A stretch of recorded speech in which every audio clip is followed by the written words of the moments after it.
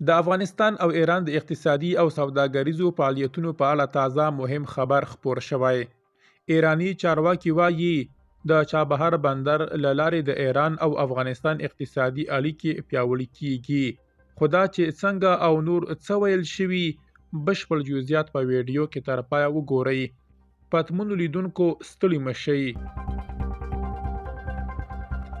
ایرانی چارواکي وایي د چابهار بندر له لارې هر کال له 6 میلیونه ټنو څخه ډیر توکي تخلیه او بارېږي.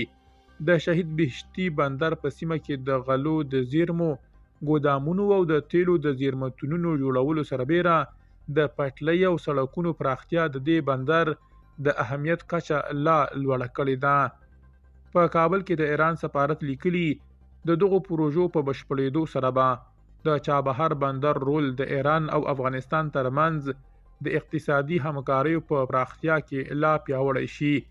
په کابل کې د ایران د سفارت سرپرست علي رضا بیکدیلي تازه د چابهار بندر او له آزادې سوداګریزې سیمې څخه لیدنه کړې ده.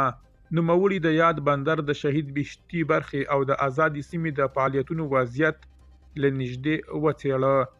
د لیدنې پر مهال بیکدیلي د چابهار بندر له چارواکو او له میشتو افغان سوداګرو سره هم ولیدل.